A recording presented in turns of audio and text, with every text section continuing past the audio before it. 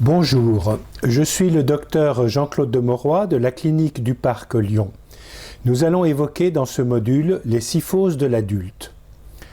Ce module fait suite à la syphose de l'enfant. Bien qu'il constitue une entité indépendante, les techniques de traitement orthopédique conservateur avec le nouveau corset à haute rigidité Hard Brace sont dérivées de celles des enfants. La syphose évolue tout au long de l'âge adulte. Les ostéocytes sont renouvelés tous les 7 ans. L'angulation entre T4 et T12 de 37 degrés en moyenne chez l'adulte jeune passe à 43 degrés à 40 ans et à 52 degrés de moyenne à l'âge de 60 ans. Entre 75 et 80 ans, 30% des personnes âgées présentent une restriction des activités de la vie quotidienne liées à la syphose. La morphostatique varie avec l'âge. Les deux phénomènes principaux sont la diminution de hauteur des disques, entraînant hypolordose et hypersyphose de compensation. L'ostéoporose, qui provoque le plus souvent des syphoses thoraciques hautes par microtassement vertébraux progressif.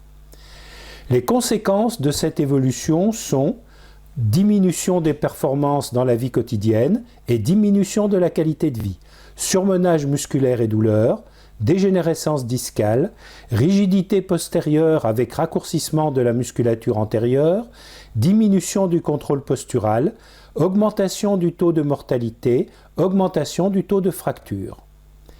Les conséquences au niveau musculaire sont un raccourcissement de la chaîne médiane, ici en jaune, une distension de la chaîne postérieure en vert et un effondrement progressif de la chaîne antérieure en mauve. La base antérieure du thorax se rapproche du bassin.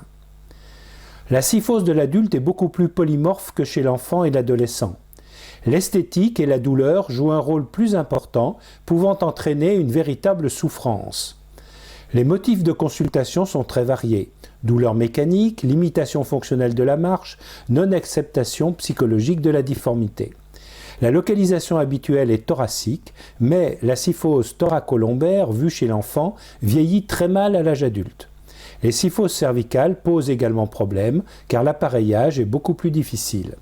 Voici un exemple de syphose cervicale, avec impossibilité pour la patiente de regarder droit devant elle. L'appareillage à correction progressive doit être conçu comme un outil de rééducation et porté quelques heures dans la journée. Le bilan clinique est identique à celui de l'enfant. La difficulté pour les camptocormies est que la posture varie sans cesse. En général, devant le médecin, le patient essaye de se redresser, ce qui fournit une idée des possibilités de l'appareillage. Dans la description initiale de Souk, nous voyons ce patient qui va progressivement se pencher en avant. La symptomatologie objective associe la syphose, la douleur, une faiblesse de la musculature postérieure, une fatigabilité. La douleur est très difficile à apprécier chez l'adulte car le patient a du mal à différencier la douleur objective, mécanique, et la douleur induite par sa déformation vertébrale. L'appareillage est souvent possible techniquement, mais la motivation du patient et de son entourage reste l'élément indispensable. Les syndromes extrapyramidaux associent souvent une dépression, rendant illusoire le grand appareillage. Le bilan radiologique est identique à celui de l'enfant. On utilisera de préférence la technologie EOS, compte tenu de la nécessité de visualiser le rachis en entier avec le tête fémorale et parfois les membres inférieurs. Certains éléments, cependant, sont spécifiques des déformations de l'adulte. 1. Le flexum de hanche correspond à l'axe de la diaphyse fémorale par rapport à la verticale. 2. L'angle pelvifémoral correspond à la hanche. Il est formé par l'axe du fémur et la droite reliant le centre des têtes fémorales au milieu du plateau sacré. Il est normalement de 180 degrés et peut atteindre 190 degrés en cas d'hyperextension des hanches. Les autres paramètres ont déjà été décrits dans le module verticalisation et bipédie. Ce sont en 3, le porte-à-faux, 4, incidence pelvienne, 5, version pelvienne, 6, pente sacrée, 7, la lordose qui inclut actuellement le disque L5-S1, 8, la syphose qui inclut actuellement le segment T1-T4, 9. Le point d'inflexion au niveau du disque, le plus incliné sur l'horizontale. 10. La gîte sagittale. Les formes anatomoradiologiques peuvent être groupées en syphose thoracolombaire avec dos plat thoracique. Elle est habituellement la conséquence d'une incidence faible. 2. Extension lombaire d'une syphose thoracique. Les disques lombaires perdent de la hauteur et la syphose s'étend progressivement vers le bas. En 3. Syphose thoracique avec rachis lombaire quasi rectiligne. Et en 4. Sypholordose par augmentation de l'incidence pelvienne proche du type 4 de Roussouly. Il existe de nombreuses causes de syphose chez l'adulte. La plus fréquente est l'ostéoporose. Le seuil de fracture chez les femmes survient en moyenne à l'âge de 65 ans, alors qu'il survient à 85 ans chez les hommes. Comme chez l'enfant, certaines malformations congénitales vertébrales peuvent favoriser une syphose qui sera en général stable. L'étiologie traumatique est également fréquente. Comme toute fracture, la consolidation s'effectue en 3 mois. La plupart du temps, le port d'un corset est conseillé. La camptocormie, qui constitue une véritable entité spécifique, qui se voit de plus en plus avec l'augmentation de la durée de vie. Voici quelques exemples. Les maladies inflammatoires, telles que la spondylarthrite ankylosante, posent de graves problèmes du fait de la rigidité. Elles débutent très tôt chez le sujet jeune. La prise en charge rééducative permet la plupart du temps d'éviter un enraidissement du rachis en syphose qui va poser des problèmes techniques difficiles. Il est possible d'effectuer des ostéotomies, mais il faudra bien veiller à ce que le regard soit orienté vers le bas, sinon le patient sera incapable de marcher. La syphose, dite idiopathique, peut être une évolution d'une syphose de l'adolescence à l'âge adulte ou une forme mineure d'ostéoporose.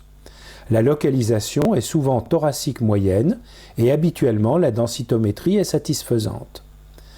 Dans les séquelles de Scheuermann, on retrouve les anomalies décrites chez l'enfant avec une accentuation de la douleur mécanique et de la gêne fonctionnelle liée à la rigidité.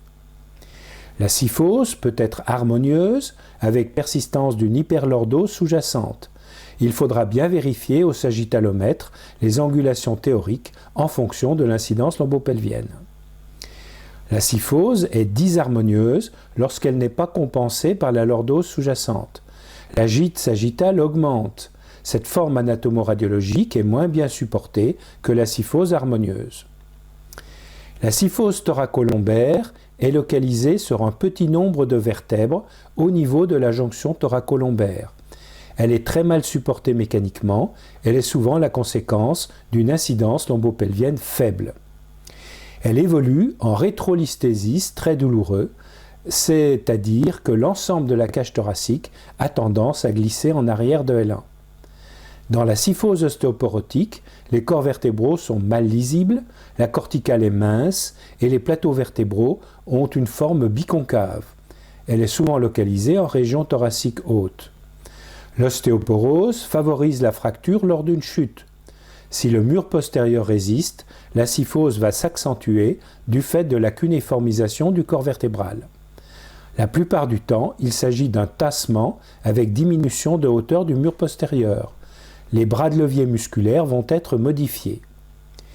La syphose peut être iatrogénique à l'extrémité supérieure d'une arthrodèse pour scoliose par exemple. Il faut alors souvent réintervenir. C'est l'un des problèmes de la chirurgie actuelle. Le matériel métallique ne bouge pas alors que l'os continue à évoluer. La perte de la lordose par tassement du disque intervertébral a été précisée par de nombreux auteurs. Elle s'accompagne d'une horizontalisation de la pente sacrée par rétroversion pelvienne. Le tronc est en syphose totale. La tête est projetée en avant de la ligne de gravité. La seule solution pour le patient est le flexum de hanche avec stabilisation, les mains sur le devant des cuisses. Il s'agit d'une posture ancestrale qu'il est très difficile de corriger. Radiologiquement, on notera une augmentation de l'angle pelvi-fémoral. Lorsque cet angle atteint 180 degrés, il est à son maximum et la syphose va s'accentuer. La ligne de gravité est projetée en avant et seul un déambulateur peut éviter la chute du tronc en avant. Les fractures du rachis ont la caractéristique de toujours consolider sans pseudarthrose. Il n'y a pas non plus d'algodystrophie. On distingue deux types de fractures. La fracture ostéoporotique de la personne âgée, souvent localisée au niveau thoracique haut, la vertèbre se tasse sans cunéiformisation et donc sans kyphose. L'utilisation d'un corset polyéthylène bivalve emboîté à appui sternoclaviculaire peut être indiquée en cas de douleur.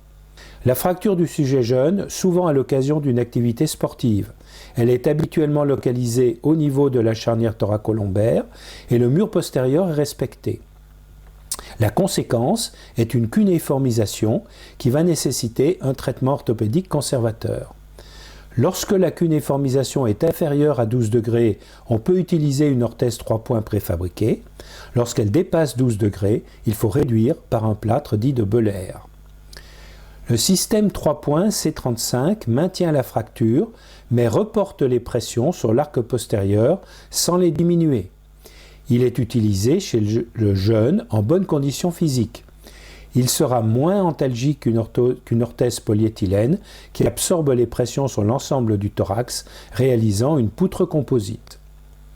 La technique du plâtre de Böhler comporte une hyperextension du rachis au niveau de la fracture. Le cadre d'Abbott utilisé pour les déformations vertébrales convient parfaitement.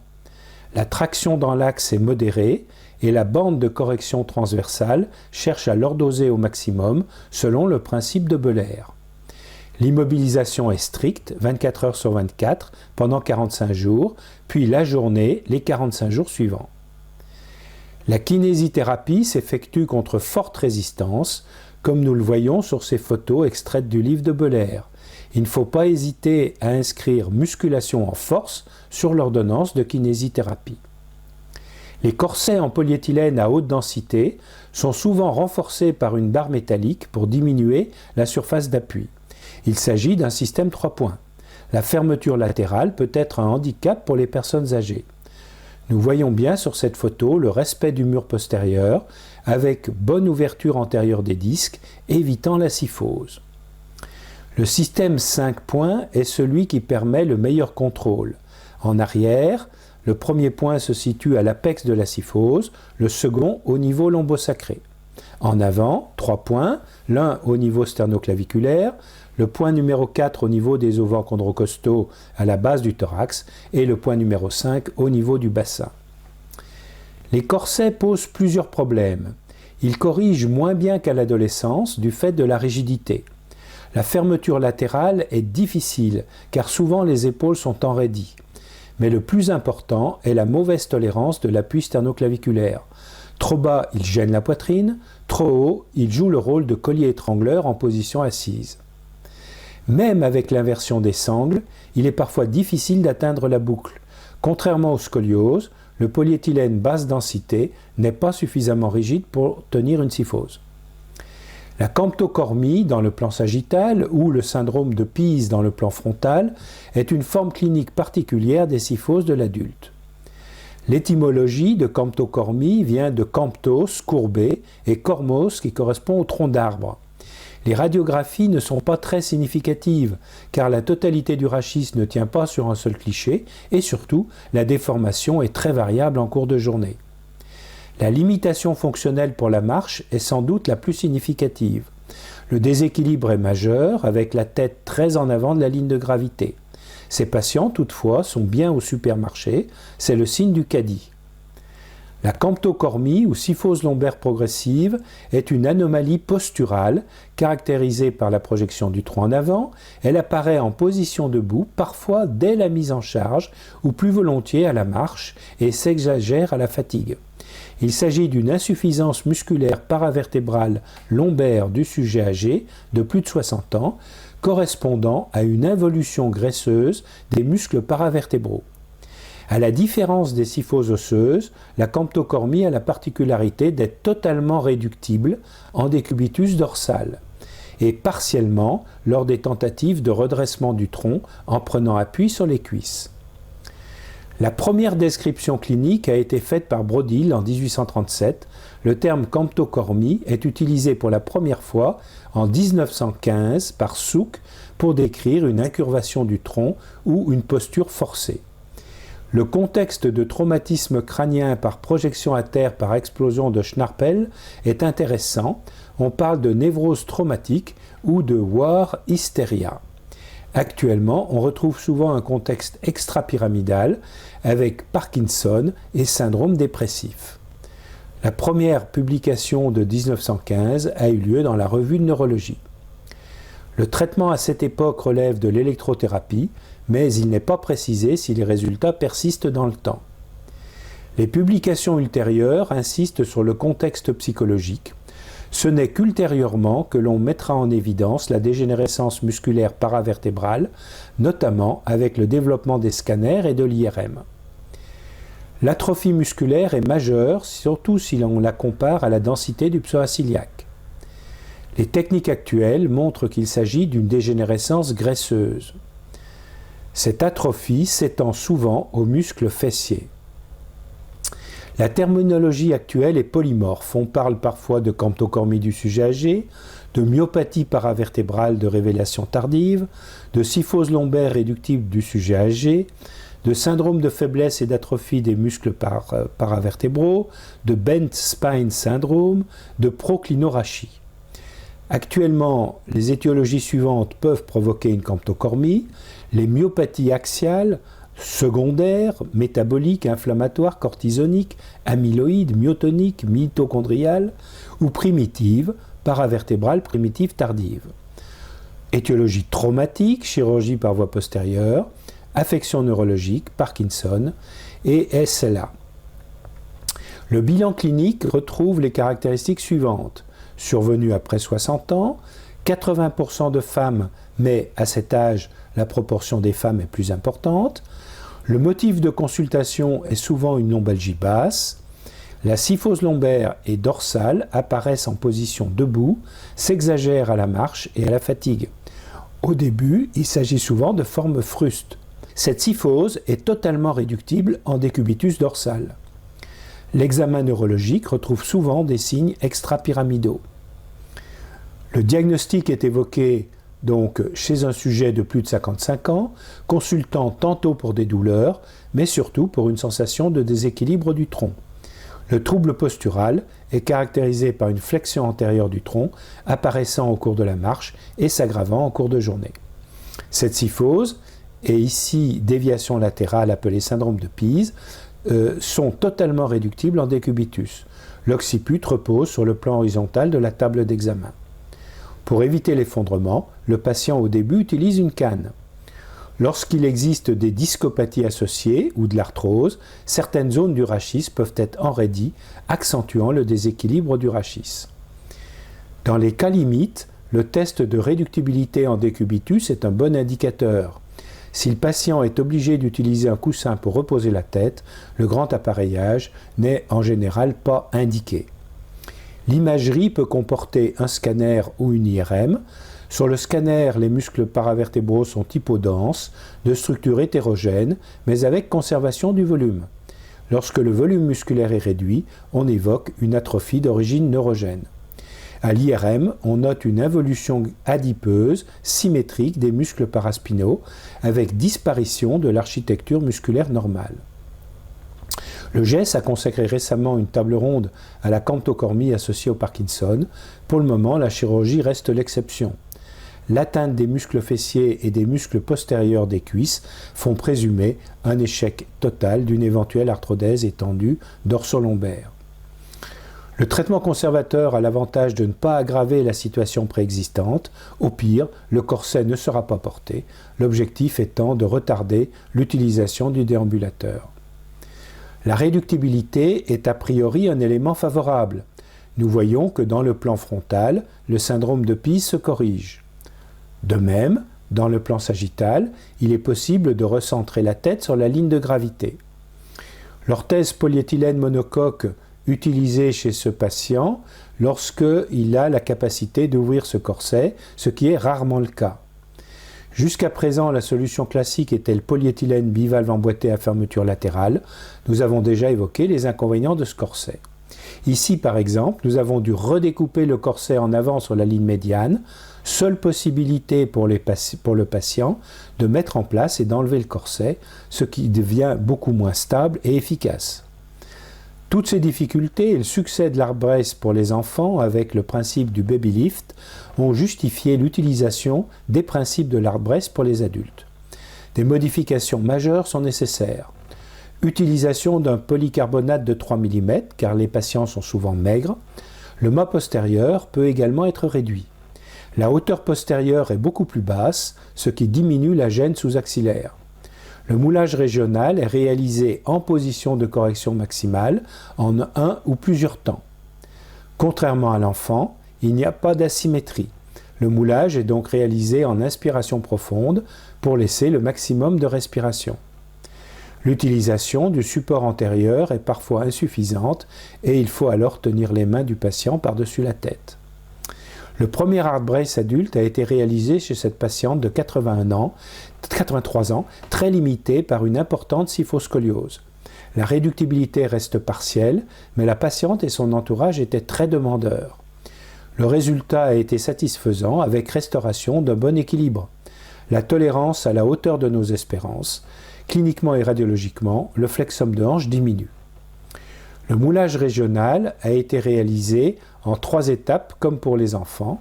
Par contre, pour le moulage numéro 3, nous avons demandé une inspiration profonde du fait de la moindre expansion dans la concavité. Le polycarbonate utilisé pour cette patiente était du 4 mm. Nous voyons bien la moindre hauteur en arrière et l'inclinaison en arrière de la ligne sous-axillaire. L'ArtBrace reste un corset de scoliose et même si la scoliose lombaire est très rigide, le corset réoriente le volume de la cage thoracique. Cette patiente, plus jeune, présentait une scoliose de 23 degrés non traitée durant l'adolescence et surtout une kyphose progressive de 63 degrés à 83 degrés en 3 ans. Les rachtalgies prédominent au niveau thoracolombaire avec un violent épisode en mai 2015. Elle a la sensation d'un déséquilibre du tronc. Le corset réduit bien la scoliose. Mais également la kyphose thoracique. L'équilibre est parfait dans le plan sagittal. Cette patiente présentait une kyphoscoliose thoracolombaire et des pelotes de confort ont été ajoutées à ce niveau. La gîte est nettement améliorée dans le plan sagittal. Ce patient présente un spondylolisthésis dégénératif en L4-L5 et surtout une kyphose thoracique. Le corset est très bien supporté. Le patient conduit sa voiture et son avion sans difficulté. Le corset réalise un exosquelette qui supplée la déficience musculaire. Cette patiente présente une scoliose double majeure, T5, T12 80 degrés, T12, L4 60 degrés, avec spondylolisthésis de L5. Elle n'arrive plus à supporter l'orthèse polyéthylène bivalve emboîtée, adaptée il y a 10 ans, en 2005. Elle reconnaît cependant qu'elle ne peut pas rester sans corset. La correction dans le plan frontal est modérée, la statique est par contre bien meilleure dans le plan sagittal. Ce patient de 81 ans présentait une camptocormie avec limitation du périmètre de marche, s'accentuant depuis 2 ans pour atteindre 45 minutes.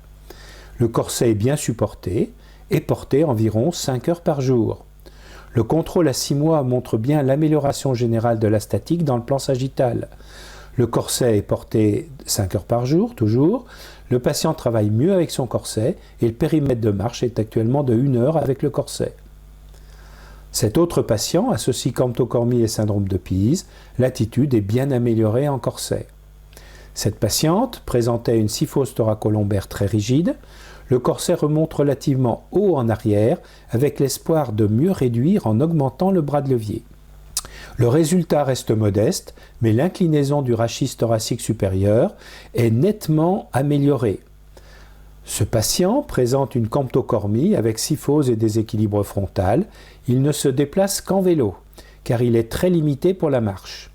Il est nettement amélioré en corset. Il l'a porté 24 heures sur 24 pendant 3 semaines, selon le protocole lyonnais strict.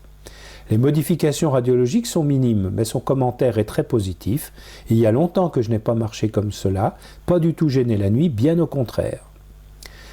Je vous remercie de votre attention et vous convie à Lyon du 4 au 6 mai 2007 au Congrès international de la Sauce-Horte que j'aurai l'honneur d'accueillir.